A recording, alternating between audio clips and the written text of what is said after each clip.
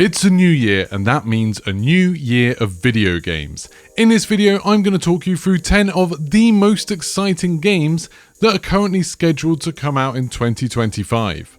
And let's start with the big one, the one that's going to be on everybody's list this year, Grand Theft Auto 6.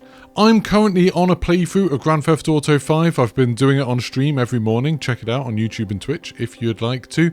And it's just blown me away how spectacular Grand Theft Auto 5 is.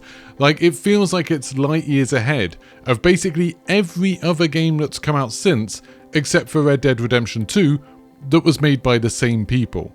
This is a game that came out on Xbox 360, and just to double check that I wasn't completely losing my mind and thinking, okay, I'm actually just playing a massively updated version of the game, I actually loaded up the Xbox 360 version of the game the other day, and it's still really good.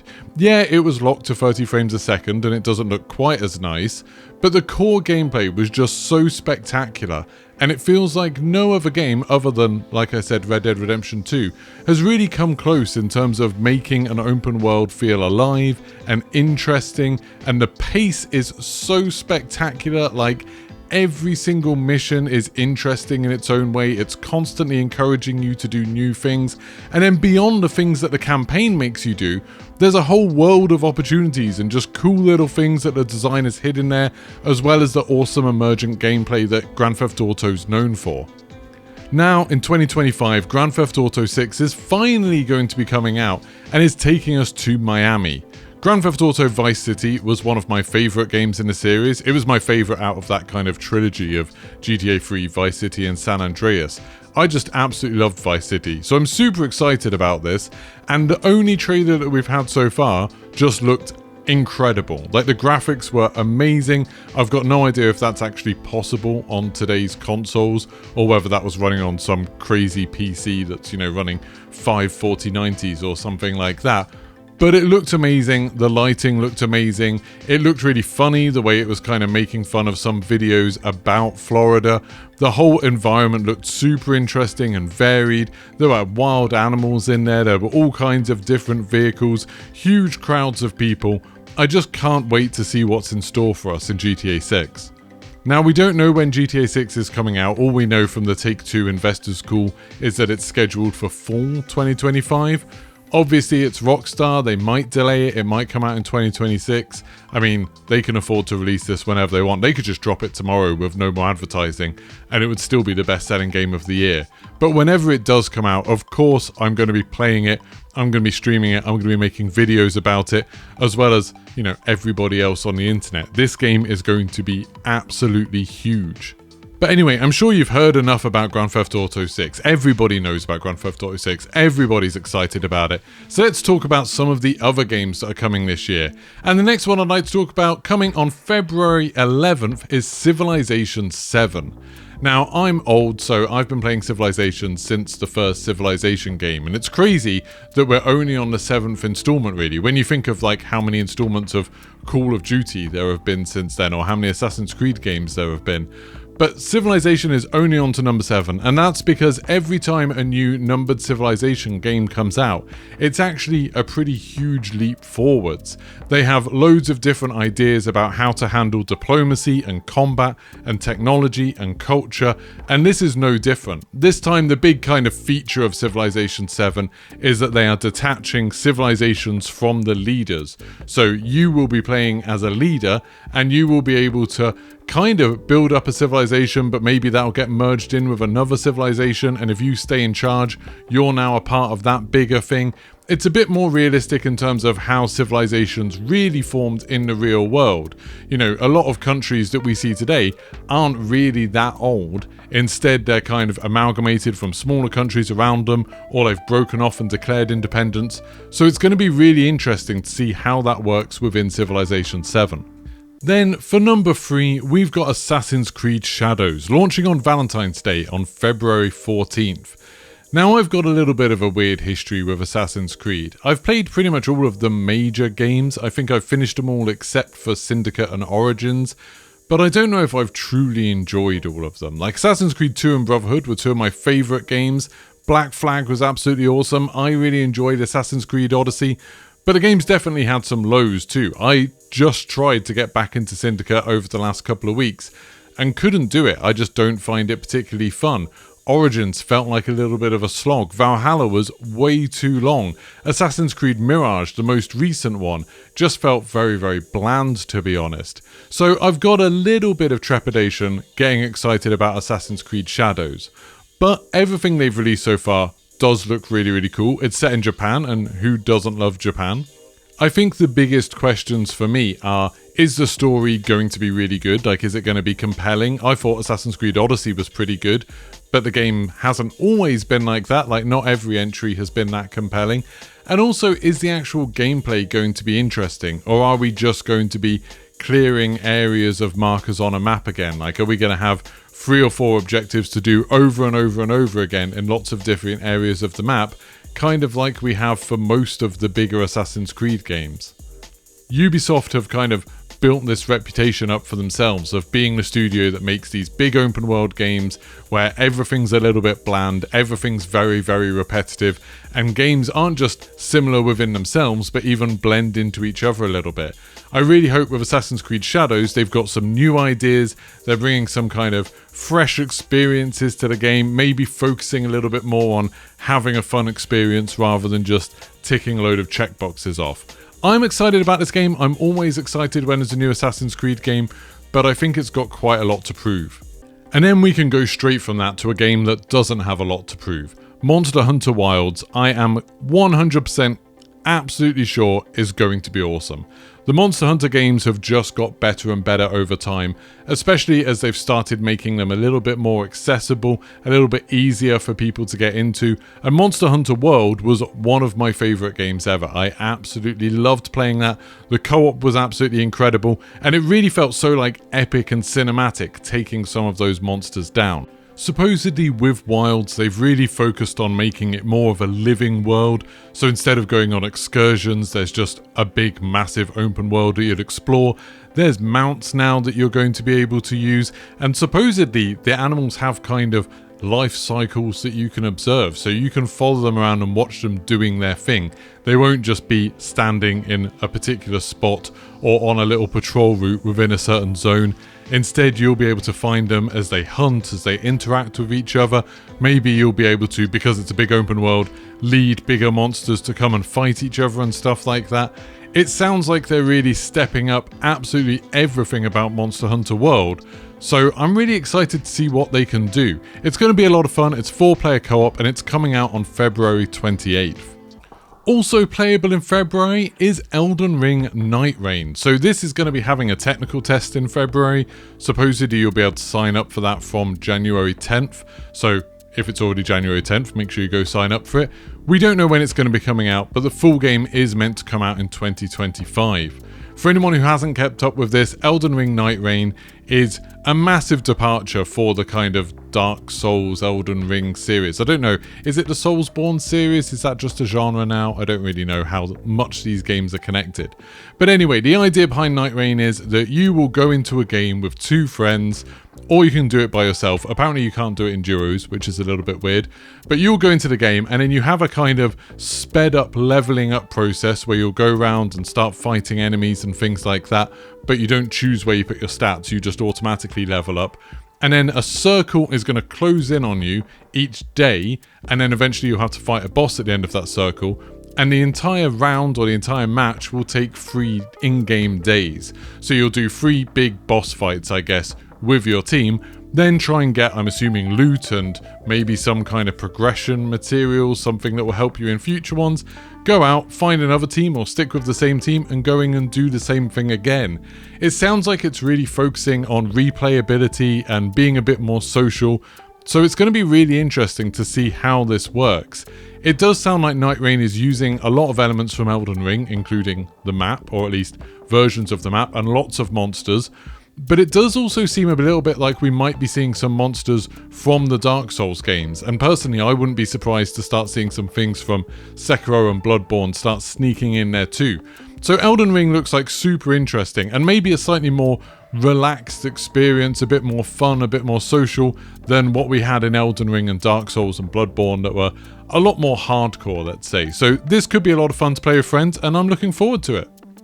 Next up, with no firm release date but supposedly early access launching in 2025, we have Slay the Spire 2. So for anyone who hasn't played the original Slay the Spire, go play it because it's absolutely awesome. I think it might be on Game Pass, I'm not 100% sure. But it's well worth playing wherever you play it, and you can play it on pretty much everything, because it is a 2D roguelike card battler. And that might not sound that interesting, but this is one of the most addictive games I've ever played. At least the first one was. So basically you go through dungeons and you have a sort of group of heroes and you play different cards that correspond to like attacks. And you have different enemy compositions, different routes that you can take. And it's all about trying to kind of maximize your power, minimizing risk, and thinking about what cards you possibly have in your deck. How can you get more cards? What cards you want to get rid of? It gets super complicated, but in an accessible way. Like anybody could play this. You don't need to have like fast reflexes or anything like that. You just need to be able to understand how the cards work. And the more you learn about the game, the more fun it becomes as you start learning ways to kind of create broken decks. As maybe one of the most replayable games I've ever played, I'm slightly scared about how much time Slay the Spire 2 is going to take up. But early access is coming out soon, hopefully. Like it says on Steam at the moment, it just says 2025, so we don't really know. But I wouldn't expect to have to wait too long for this, and then you'll be able to see for yourself. Right, from now on, we don't actually have release dates for any of these games, but they're all games that I think have a decent chance of releasing in 2025, and it's been announced somewhere that they're going to come out in 2025. So at number 7, we have Death Stranding 2.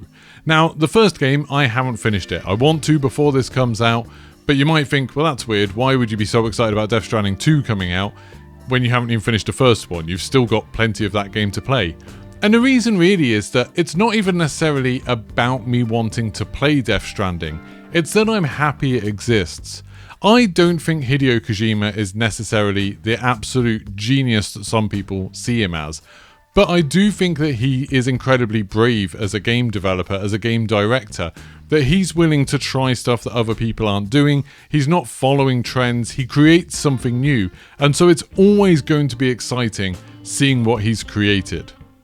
He's made it clear that Death Stranding 2 is a big deal. This isn't just some little spin-off because Death Stranding 1 did well.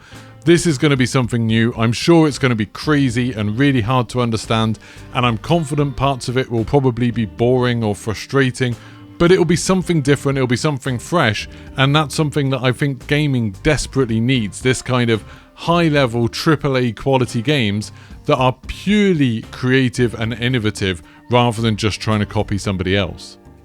But all that being said, sometimes you do kind of want to hark back to games that were already really good, and at number 8 we have Doom: The Dark Ages. This is another game in the kind of modern Doom trilogy, I guess, where we had Doom 2016, Doom Eternal, and now we have Doom: The Dark Ages. It seems to be taking a very different path story-wise, where we're going to be going back in time to apparently where the Doom guy did exist back in the olden days, back in kind of medieval ages, and he was fighting demons but with weapons that have a slightly more medieval twist. So there's like a gun that seems to grind skulls up, then fire the fragments out as like a shotgun. He's got a kind of ball and chain kind of thing, like some sort of swinging mace. He's also got a shield that kind of does have a chainsaw wrapped around it. So it's a really weird mix of like modern day and future technology with ideas from sort of medieval times, I guess. I don't want to say medieval times because obviously these weren't things from medieval times, but it's that kind of style. It's a really interesting aesthetic. There's stuff in the trailer that I'm not 100% sold on, like when he's flying around on the back of that beastie type thing. I'm not sure quite how I feel about stuff like that. But the Doom games have always been consistently fun, they've always been super high quality, and if nothing else it means we get a new soundtrack, which I'm super excited for. At number 9, it's another sequel, and I think lists like this are always filled with sequels, because obviously you're excited about games that you already know what they're going to be like. There's probably going to be some amazing games, you know, like Avowed and stuff, where I've got no idea what they're going to be like, and maybe they'll be amazing. But the game I want to talk about for number 9 is Ghost of Yotei, the sequel to Ghost of Tsushima. Now, Ghost of Tsushima was a pretty incredible open world game. It wasn't the best open world game ever. It definitely suffered from a bit of that kind of, although it was by Sucker Punch, it felt a little bit like one of those Ubisoft games where you had a massive map and areas within it, and you did kind of the same objectives over and over again. But it did it with style. Like, everything felt kind of fitting within the aesthetic they were going for. It was surprisingly focused on like calm and meditation a little bit. So while there was a lot of combat and there were some amazing set pieces and things like that, in between the combat, it really focused on being a bit quiet, getting you to appreciate the environment, appreciate nature. It just had a really interesting vibe that not many other games have managed to capture. It'll be interesting this year seeing, you know, Assassin's Creed Shadows and Ghost of Yotei, and I feel like there's another game a bit like this as well about samurai or something. Maybe let me know in the comments. Or maybe it was that Rise of Ronin that came out last year. Did anybody play that? Was that good? I didn't hear much about it. But anyway, Ghost of Yotei is going to be coming out in 2025, and I'm sure it will be good. I'm worried, the biggest thing I'm worried about it is that it will just be the same as Ghost of Tsushima, that it will just be that but with a new character and in a new environment. Hopefully it's got some interesting new ideas. Hopefully they find maybe some more interesting ways to do side quests and some of the kind of exploration of the map, make that a bit more meaningful. Maybe make the world feel a little bit more living, because it felt like in Ghost of Tsushima you were wandering around a lot of kind of abandoned towns and villages.